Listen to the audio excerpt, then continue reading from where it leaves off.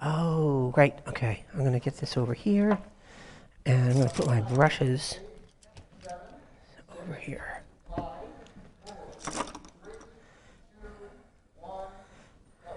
Hey, and welcome to Norwescon's live art demo. I'm doing a live painting demo today.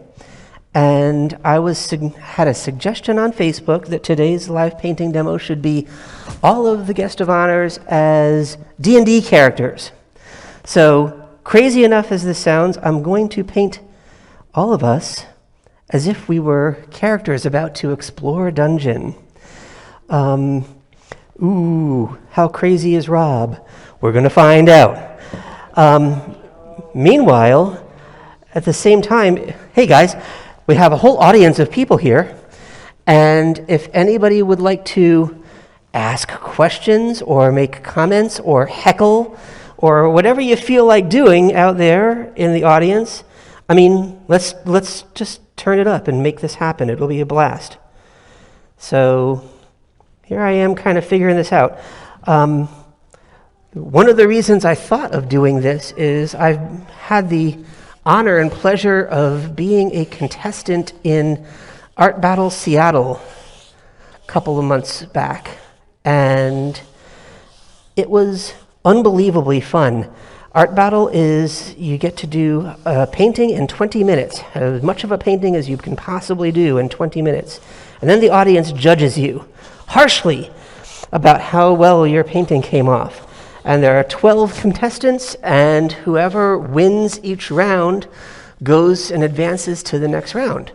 I was lucky enough to be advanced into the Northwest Finals, which was great. And as I was telling my friends out here in the audience, I found out the caliber of artists in the finals was unbelievably high. And so I did not get into the nationals, but I'm going to keep practicing because they do this every year, and you can go to artbattle.com and see how it works. And watch live painting demos, which is unbelievably fascinating.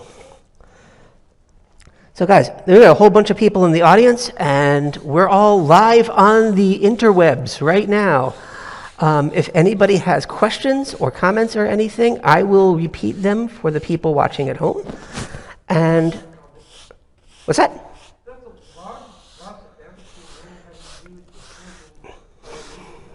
Heck yeah.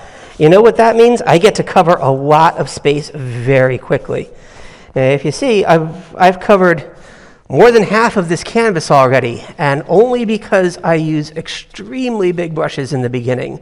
We're going to pare down to smaller brushes as we go, but I like to get a whole bunch of color on here real quick.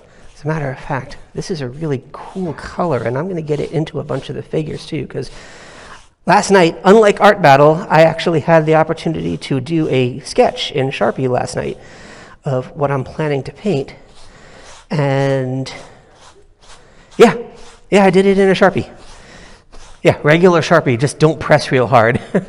And that's why it's not washing away as I put all of this wet paint all over it, it's in permanent ink.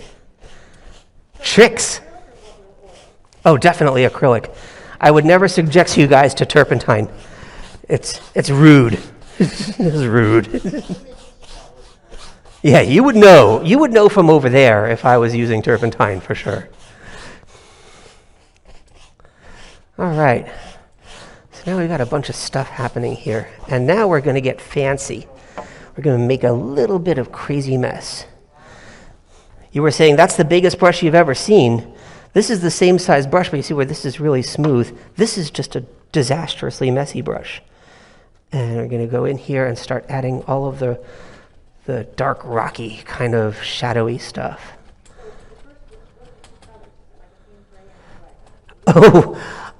Yeah, I should talk about what paints I use for all of this. I am a fan of a company called Novacolor. Novacolor.com.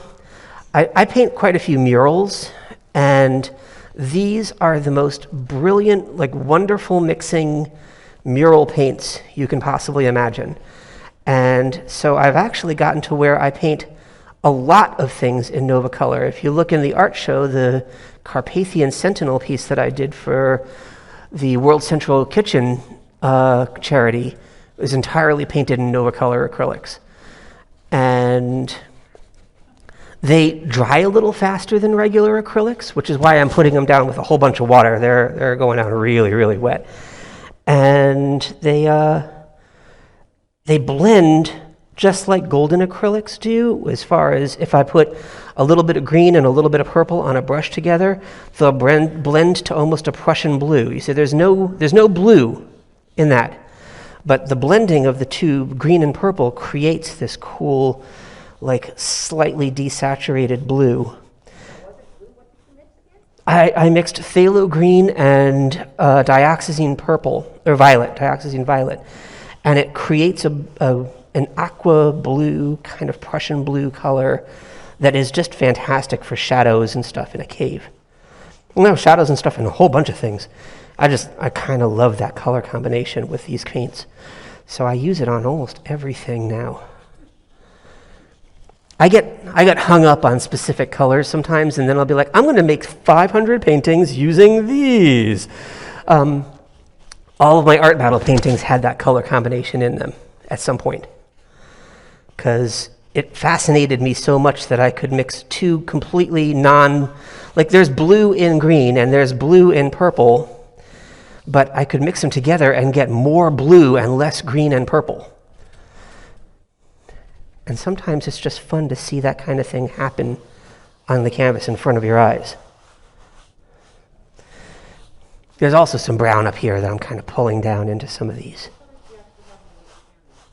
Okay, yeah. I've got the phthalo green and dioxazine violet. I've got yellow ochre, titanium white, and it looks like Hansa yellow, cadmium red, and burnt umber. And I've got a whole bunch of other colors over here in the box, so I may dip into that later, but I can get a whole bunch of stuff done with those colors because of how well they blend together and how they don't lose a lot of saturation when you blend them. They let me get away with a ton of cool effects just with those like 6 or 7 colors. And last night at opening ceremonies, the guests of honor were generous enough and cooperative enough to let me take photographs of them as reference material for this. So that was kind of fun, and I got to find out what everybody thought their D&D character would be. So, of course, Cat Rambo is a bard, because Cat Rambo is a bard. In case you didn't know, you know. But yeah, everybody had interesting ideas about what they become. I thought it was cool that Philip decided he was a... is it Philip? Okay. I'm trying to remember. I'm getting the names wrong. Lydia is a warrior, because Lydia is a warrior. I think that's part of what she does for a living, is be a warrior. I'm blanking out on names a little bit because of my mind is in an image now and not in the remembering who's who and stuff. But the publisher, Patrick, not Philip, Patrick. It was a P thing. He is definitely a wizard. I thought that was kind of cool that he knew. He was like, I'm a spellcaster, man. That's just the way it is, and he was solid about that. The guy from Coyote Crow, Connor. Thank you. Connor is absolutely a rogue. He was certain of that as soon as I asked him, and I thought it was interesting that the one person who was the least certain about what they were was Lydia, but I think it was because I took her by surprise when I'm like, I'm going to turn you into a D&D character. What are you? And she's like, what are the options? Okay. So, yeah, as soon as I told her, you can be a warrior, you can be a wizard, you can be she's like, warrior, thank you. Like, yes, gotcha.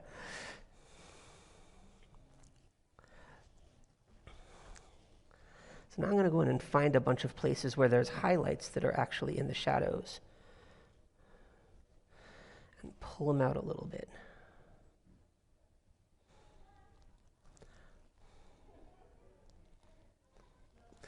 This part can still be a little bit rough. I am a sorcerer. and I have a dragon companion. Of course. Got my dragon familiar hanging out with me.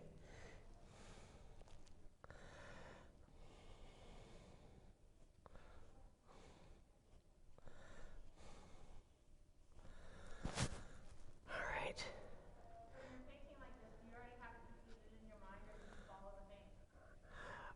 I'm sorry, say that again? In my head? That is a really interesting question. Do I have it completed in my head, or am I following it where it leads me? And it's 60% in my head would be the best way of putting that. I would say there's definitely going to be, there's going to be some surprises because I allow for chaos. The background, I know, is going to do what the background's going to do. It's not going to be cooperative with me at all, and I'm fine with that because sometimes surprises are a lot of fun. Then we have, what Bob Ross would call happy little accidents. The things that happen in the rocks that you didn't expect, like, ooh, red got on my brush. What do? I just keep going, and so there's going to be places in the rocks that are red that probably didn't expect to have red on them. And it's fine, because there's something happened on the rocks there, and now it's red. Ooh, oh no. What could that have been? What do you think? Ha-ha. And then we just let it be what it's going to be and then move on to the next thing. Because, you know what? Painting 5 figures in an action sort of scene in an hour verifies that I might not be entirely sane. So we allow for the accidents to happen. Go ahead, hit me with another. They do it on a schedule like once a month. The art battle happens in Seattle, and then there's one that happens in Tacoma every other month. And they've got a schedule of when things are set to happen this year. They missed some because of COVID and not being able to have people get together in public. Then they did a couple where they were zoomed in from their own personal studios and working on a shared timer. So that was kind of fascinating to see how people could set their spaces up to allow them to keep doing art battle even when they couldn't get together in person.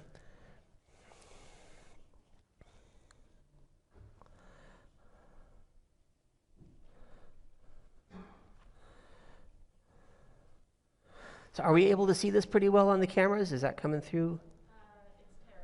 It's terrible? It's terrible?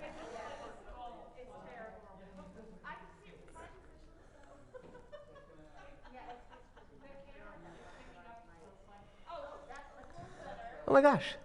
Fixing the problem. Our tech support here is just geniuses. So you tell them something and they will probably take care of it immediately because that's kind of what they do. I came in here and I said, I'm going to do something you've never done before. Let's figure out how it's going to work. And they're like, sure, what's the challenge? I told them, like, oh yeah, we're done. Here, just do this, this, and this, and this. Noticing, I'm not holding a microphone. You can hear me, right? So, yeah, they solve all the problems. I tell them, we're going to have this, and those are going to be our challenges. And they're like, yeah, make something hard for us. So, yeah, we love the tech support at Norwescon. These guys are really on top of things.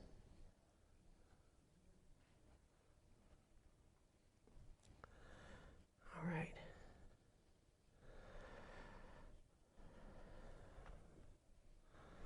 Shout out to the tech guys.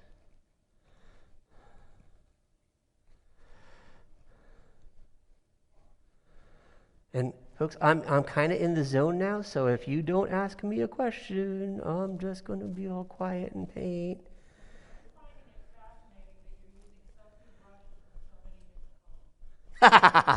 Yes.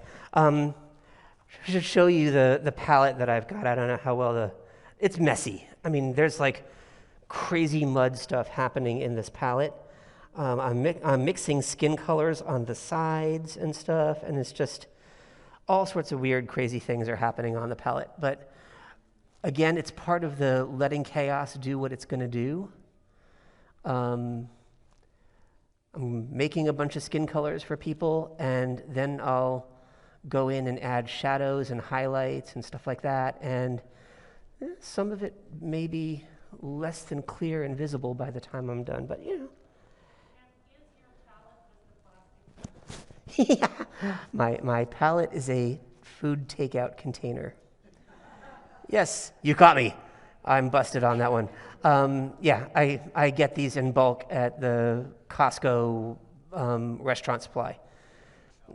So yeah, I go through, I just throw them away when I'm done, and there's no point in trying to save any of the paint or anything like that. I'll do a bunch of those 20-minute paintings out in my studio and then just chuck it after I'm finished at the end of the day, because anything that's in there is just going to dry and be a big mess anyway, so there's no point in keeping it.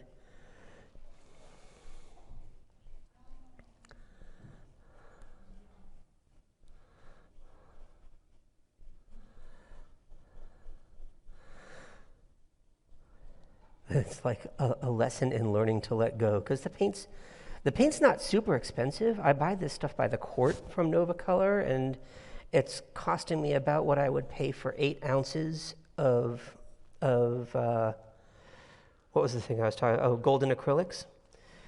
So I don't feel terrible about throwing them away at the end of a workday, because it's not like I've thrown away $40 worth of paint. You know, I threw away like $1.20 worth of paint.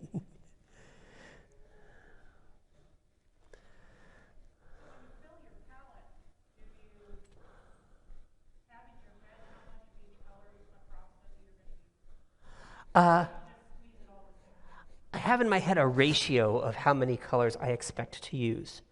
Does that make sense? Where I'm like, I'll use a whole bunch of titanium white, a little bit of red, a little bit of yellow, a bunch of blue and green, a bunch of purple and green, sorry, because there's no blue on here at all, and a medium amount of burnt umber, and then I just kind of let it be what it's going to be. I don't have an idea of what the exact amount of any color is that I'm going to use, because sometimes atmospheric things can change how much paint you have to put down. Like, it doesn't dry as much as you expect, so you end up putting down less than you thought you were going to, or it's just so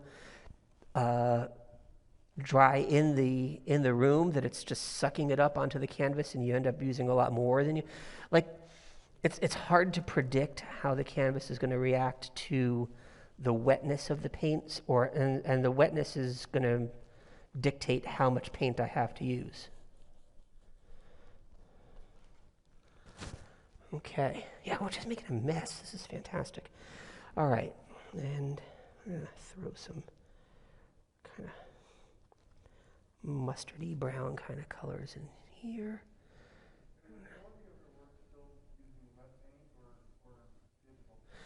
I'd say I'm about, well, pre-pandemic, I was about 90% digital. But I discovered that during lockdown, I just had to get outside into my studio and make things happen on a canvas. So I started doing a lot more live painting during lockdown, and then I got invited to participate in Art Battle and realized, oh, not only am I doing a lot more live painting just for me, but now I have to practice like 4 hours a day painting 20-minute paintings. And so at this point, it's probably more like 50-50 because of all of the Art Battle practice. This is a little bit of yellow ochre, a little bit of burnt umber, and a little bit of dioxazine purple. Yeah, a lot of crazy stuff happened in that one little brushstroke. And we're also getting to the point where this paint is rather fluid. So we're getting to the point with the palette where you can say, what color are you using? I'm like, whatever dripped there looks really nice. So I'm kind of just using that drip that happened, and there's like a ton of things blended together right here. So I liked it, and I kept it.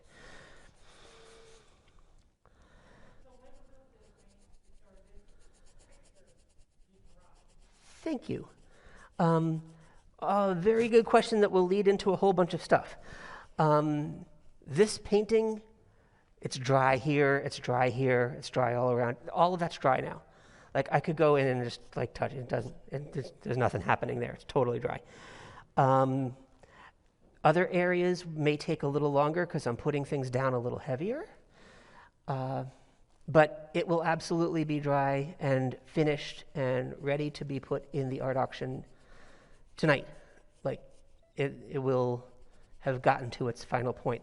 I'm hoping that it's really close to its final point while you guys are watching here. But because there are so many figures and I really want to do my new friends justice, I cannot promise that you're going to see the final product during this hour, because 1 hour is not a lot, you know. So, what's that? It's a whole lot more than 20 minutes. I'm already beyond 20 minutes, I imagine, right now. But, like I said, I want to do them justice, so I'm going to take it back to the room when this is done and get their face likenesses as precise as I possibly can. And then, when all of that's done, like I said, it goes into the charity auction for the art show on Sunday. So you could take it home with you this weekend if you feel so inclined. It may be a fight, and I'm kind of hoping it's a fight because that means that charity gets a whole bunch of money, and it's always nice when that happens. But yeah, it's going to be ready for someone to take home with them Sunday morning.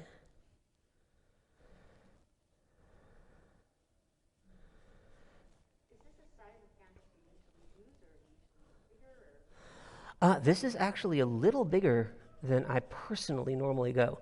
This is a 22 by 28 canvas, and my normal canvas size is 16 by 20 or 18 by 24. No, that's interesting. No, I'm standing while I'm working so that they can get a good shot of what I'm doing. And I don't have a chair blocking your view. But I actually don't usually stand while I'm working. I'm usually sitting. But Art Battle has you standing. So that gets me into that, okay, that's how you do it mode, you know? So yeah, it's interesting that you've even thought about that. Yeah, I generally don't.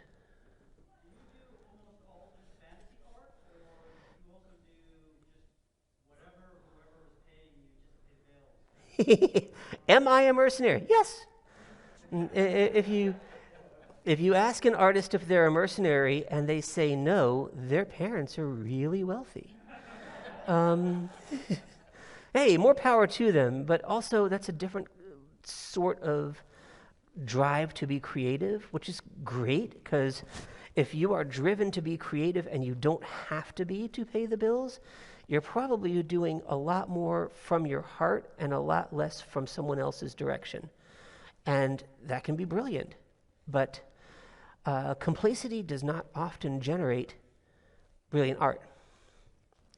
If you're super comfortable and you know that mom and dad have your bills paid, you might not be pushing yourself to your biggest limit. Maybe you are, and everybody's different, but I have found that when things start getting tight and I start banging on doors saying, hey, anybody need a painting? The work that I end up doing because of that tends to be my personal favorite work because I'm suddenly painting with a little stress, with a little motivation, with a little, you have to do this now or else kind of a thing. And that can be really fueling. We were all like, what can we do to reduce our stress? You know why painting reduces your stress is because you're giving it an outlet. All of a sudden, you're using your creativity to intentionally release some of that. And so you have to have some in order to release some, right?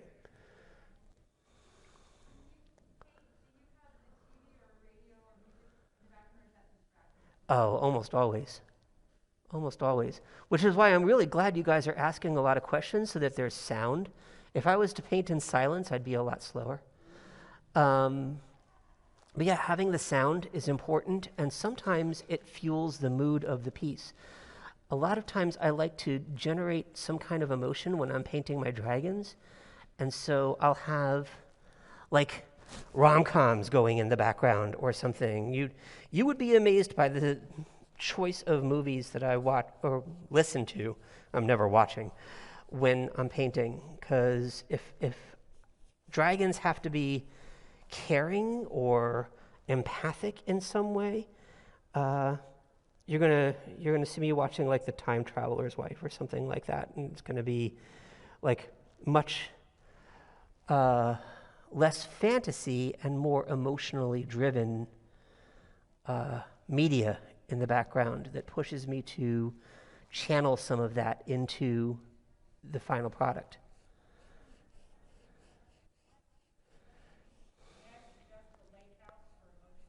Oh, yeah, it's a really good one. I've done that. What did I paint to the lake house? That was a while back. I remember I did do a specific dragon painting to the lake house. I think it was Dragon Lovers. That was like 17 years ago now, I think. But yeah, I could definitely going back for that one now, because it's been long enough that I would get something totally different out of it, and it would end up with very different dragons.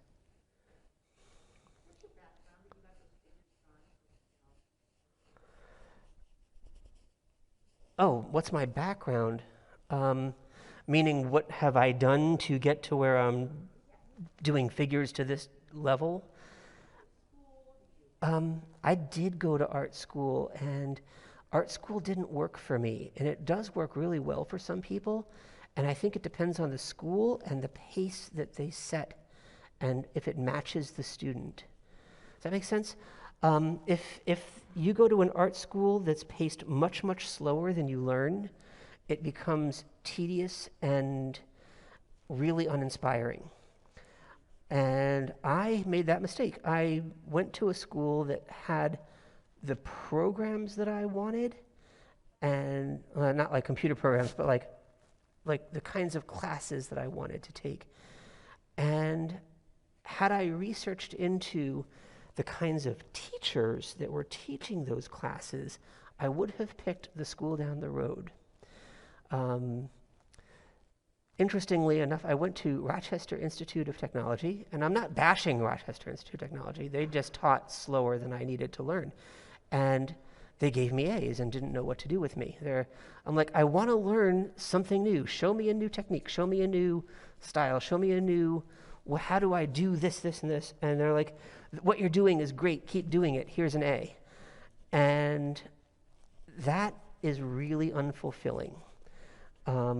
I had one teacher at RIT, and oddly enough, he was my sculptor teacher, that blew my mind and challenged me constantly. And he was just brilliant and very imposing, and he was the only teacher I could never get it. I got an A from him once out of 2 years of being in classes with him. I got one semester where I had an A, and that was the best and worst thing, because of course I was kind of getting used to being in the top of the list. But he kept managing to find problems with what I was doing and knock me down. And I learned more because of that than I learned from any other teacher there.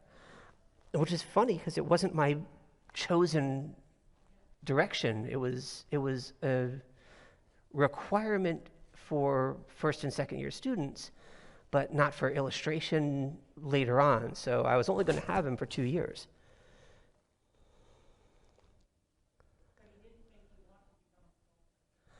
He did not make me want to become a sculptor. I did that accidentally last couple of years. The pandemic turned me into a sculptor.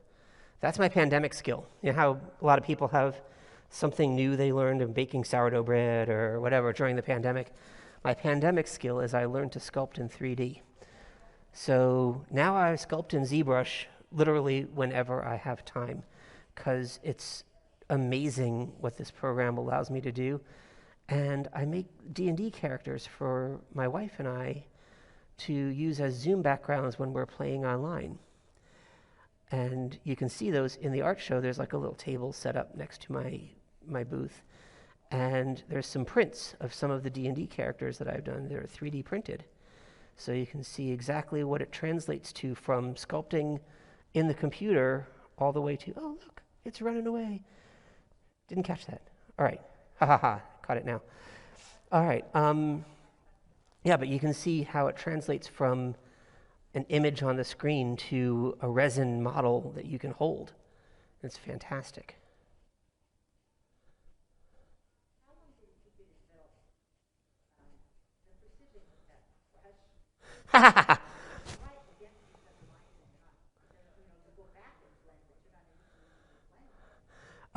How long did it take for me to develop precision with this brush? 20 minutes. You do what you got to do. Literally, I picked up a brush. I'm like, okay, I'm going to use this until I can't anymore. And this was the one that got chosen. For any particular reason? No, maybe subconsciously, but not intentionally because it's like my favorite brush or something that I've worked with so many times that she and I are like really good friends now or anything like that. It's really, I have just a ton of brushes up here, and part of why I'm still using this brush is I have an hour and I know if I put it down I have to pick a new one, and then that's like 15-20 seconds that I'm not painting. So I will be picking a smaller brush pretty soon. If this is starting to stress people out, I completely understand. Oh, cool. So much with one, yes.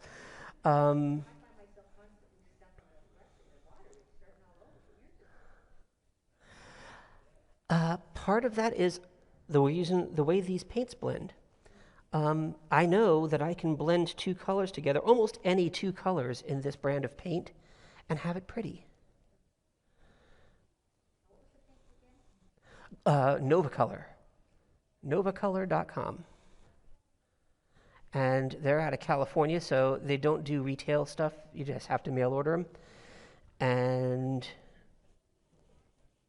they ship very, very quickly.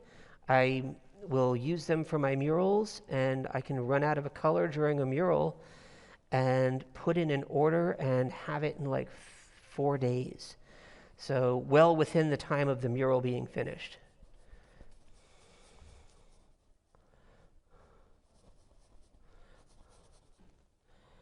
Okay.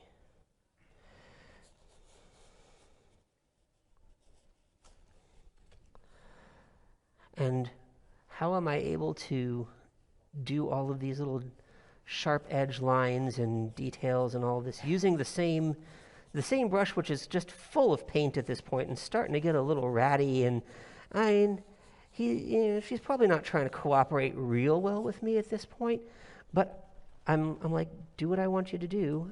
And then it's like willpower. It's will versus mine. It's like, I'm going to make a mess and spread out. And I'm like, no, do it my way. And so a little bit of a battle of wills.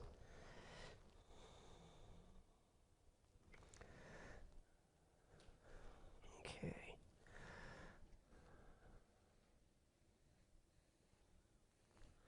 But I am getting really close to having to switch. Now that I've said all of that, I'm like, oh, and by the way, it's almost time to be done with him. I don't know if my brush is a he or a she. It's starting to act like a he, I think. Maybe just gender neutral brush.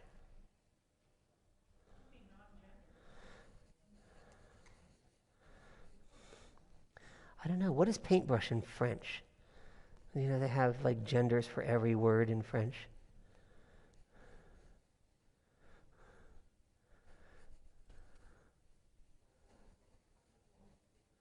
Somebody's Googling that right now, I can imagine. Somebody on the live stream is like, I'm about to tell you, Rob, hang on.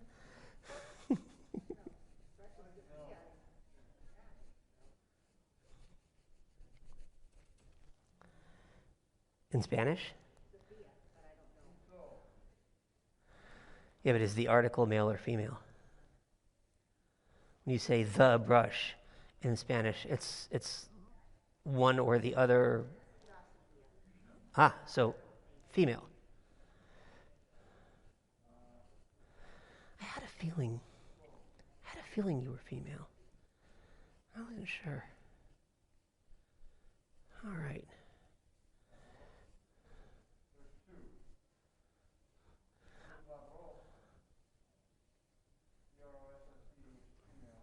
Cool.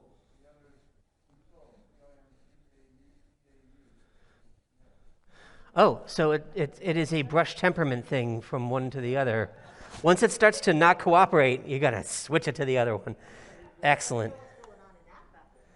Okay.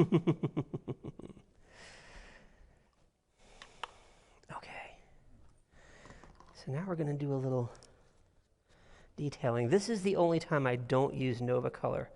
I switch over to golden for carbon black because sometimes you have to have something just a little more fluid than the Nova colors get.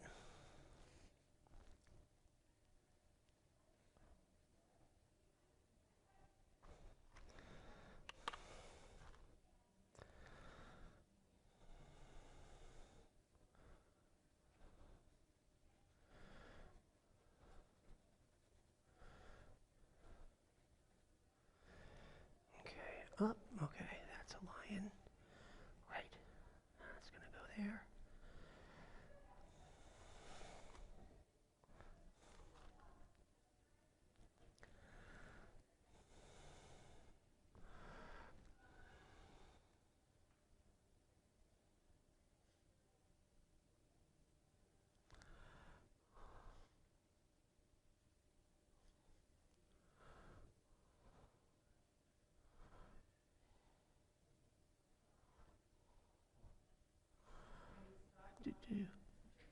Oh, everybody stopped asking me things. See how I get in the zone? Oops.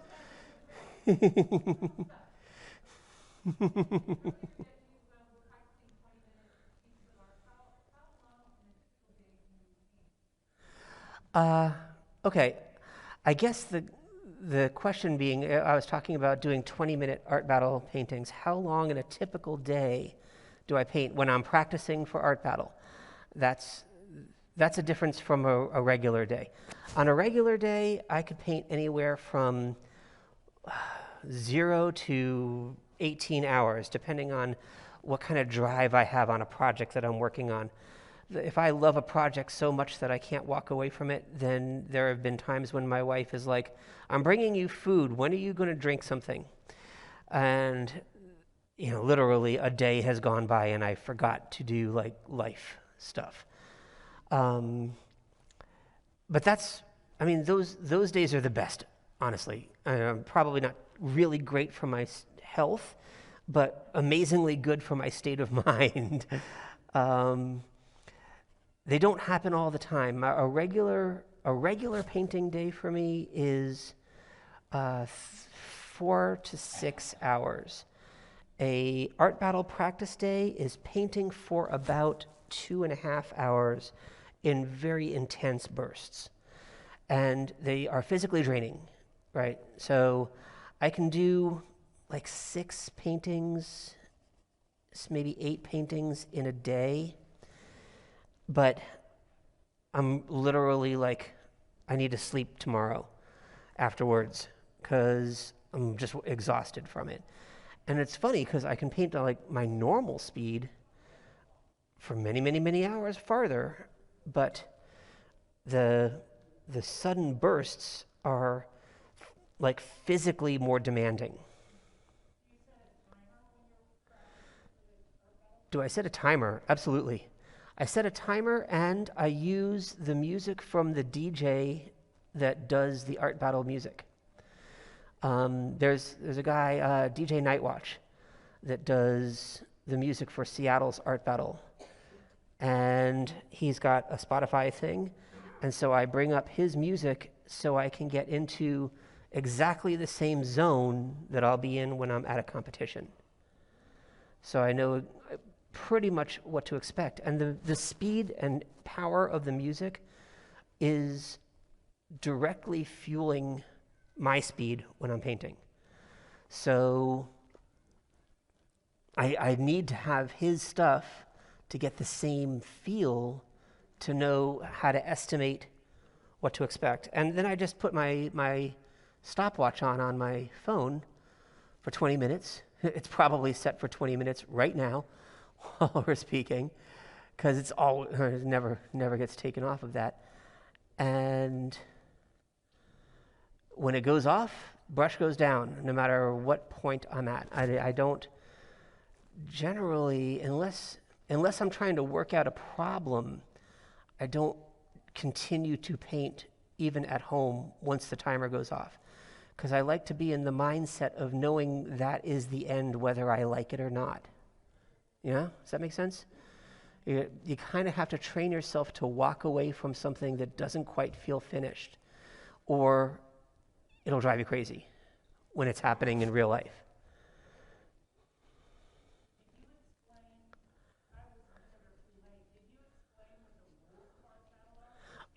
Yeah, I can go over that again. Sure. The rules of art battle are you have 12 people all painting against each other. I'm simplifying this a little bit. Each of us do groups of 6, and then the best 2 in a group of 6 move on. The painters get to spend 20 minutes working on painting pretty much whatever they want, so you kind of want to play to your strengths. Obviously, I was painting dragons and stuff, which was kind of unheard of. They were like, how are you painting a dragon in 20 minutes? I'm like, it's what I will always be able to paint in 20 minutes. Yeah, I can get that every time. But they tell you go. You can't touch the canvas until they say go, and when they do, they give you a little bit of a countdown where at about 12 minutes they say that that's about all you've got left, and in about 7 minutes they say that's all you've got left. And so there's a little bit of a countdown, and then suddenly it's 10 seconds and the whole audience is watching, counting 9, 8, 7, 6, and it's super stressful, and you're trying to get those last couple of brush strokes in that you know it absolutely needs before it's all finished. And every once in a while, I actually saw some artists that were like, oh, it's been 17 minutes, I'm fine, I'm done, I'll walk away. And that can be an eye-opener when they're actually right and it's good and they're done and they just walk away from their canvas before the 20 minutes is called. Like, oh, you know what you're doing. Okay. But yeah, they do 2 rounds of 6 people each, and then they do a final round that is the best 2 from the first 2 rounds. So in their last round, 4 people paint against each other, and the canvas is bigger by double. So if you think this is big, imagine it almost twice this size, and you have 20 minutes. Go. Some people are challenged just to cover the canvas in that much time because of how large it can be. And then you just hope that you actually made something pretty when you were covering the canvas. Why do you hold your hand that way? Is it no cramp thing? I learned to read and write from Sesame Street. And my mom was very engaged in the idea of early education, like really early education. So I was reading when I was about 8 months old and writing shortly after that. Mom didn't teach me how to hold a pencil or pen or any crayons or whatever I was using. So I just did it however it felt comfortable to me at the time. And then I went to school, and school said, stop, and tried like heck to get me to stop, but I had been doing it for years by the time I hit kindergarten. Or first grade, in my case, because I skipped. But they couldn't get me to, and believe me, for years they tried. They did everything they could think of to keep me from holding a pencil or a crayon or a brush or whatever, how it was comfortable for me to. And I would pretend to go to their way of doing things for an hour or 2 and then go right back to what was comfortable for me. eventually they just quit. They're just like, okay, he's not gonna change.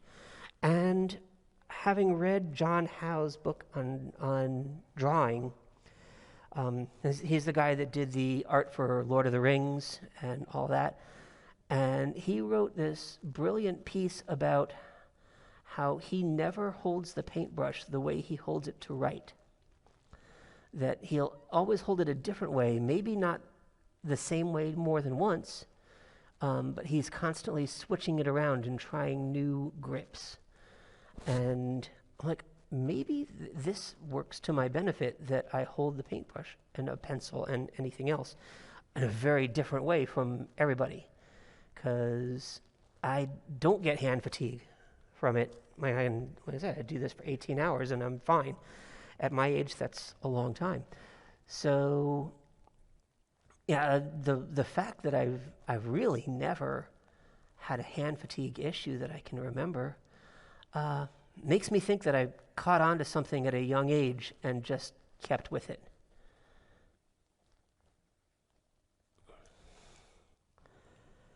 What kind of time are we at now, guys? I'm sorry?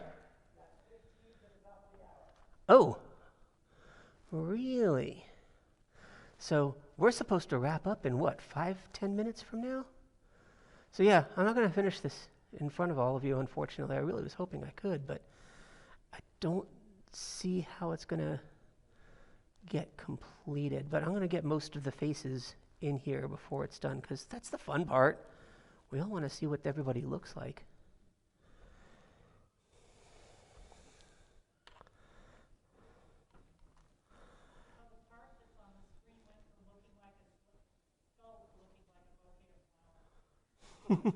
What are we looking at?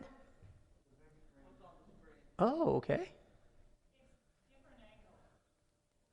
Well, I imagine I'm probably also getting in the way of the light, and so it's always got to kind of adjust to whatever I'm standing next to.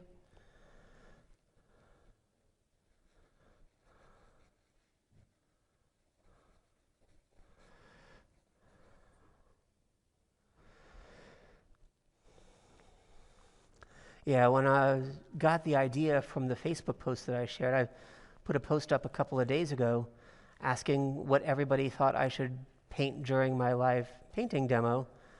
And someone, I think his name was Ryan, posted this idea. And I'm like, oh, well, I have to do that whether it's the painting demo or not. I don't know. Am I going to be able to paint 5 people in an hour? That seems like a lot of people to paint in an hour. And I'm like, if I don't try, I'll never know. And a lot of art is like that. Like, you have to just give it a shot, even though you're not sure if you'll be able to pull it off. You got to try, because what if you can do it? You know, then what? So don't let uncertainty about your ability stop you from giving it a shot. And that's pretty much what I did here today. I had no idea if I was going to pull this off, but I'm kind of thinking, there's a lot of stuff done on here. I mean, we're almost to the point where we can recognize everybody. Yeah, there's a lot of stuff going on here.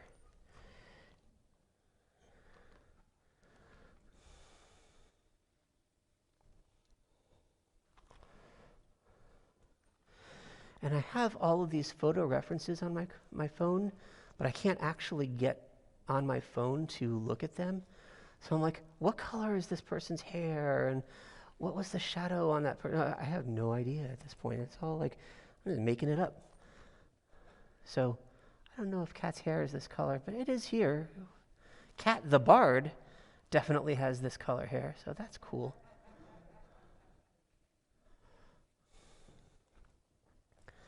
All right. Yeah, I hadn't thought to ask, is there something going on in this room right after me? There is. So they're going to be like, Rob, get out of here. What are you doing? In just like, what, 3 minutes? And of course, there's all of this tarping and everything behind me. Like, they're going to have a big old mess to clean up in a couple of minutes for the next people coming.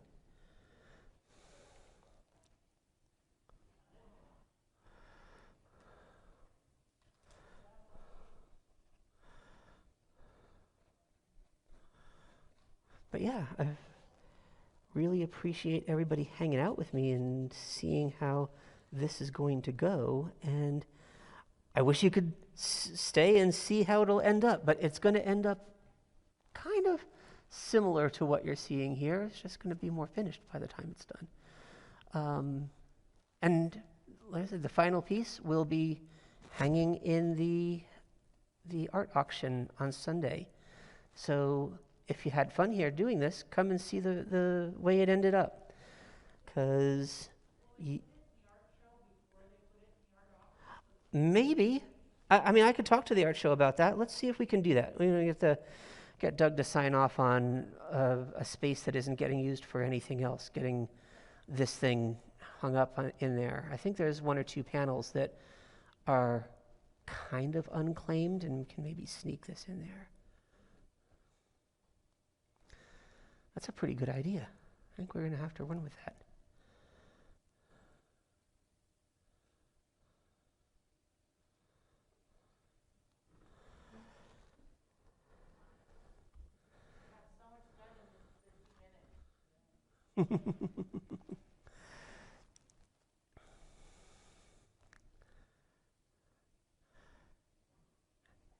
It is interesting to approach this as if it was going to be a 20-minute painting, and then looking at it and saying, wow, that would have been an amazing 20-minute painting if I had managed to pull that off.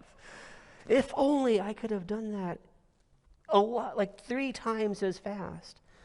I would have totally won that round. Next time. All of this is practice, guys. You know, it's like getting ready for the next one. If I can do it in 45 minutes, then why can't I do it in 30? And if I can do it in 30, why can't I do it in 20? And kind of have to approach everything like that a little bit. Like always keep pushing what your boundary level is as far as what you think you can accomplish. We are at it. Okay, then I'm going to go ahead and put this down. And thank you guys so much for hanging out with me. I can't see anybody. You are all black spaces with little spots of stuff. Oh, look, there's like a ton of people in this room. Oh, hey, check it out. Check out all you awesome folks. Yeah, it's 80%. So what you're seeing right here, there's not a whole lot more to be done with it. I want to make sure all the faces look real.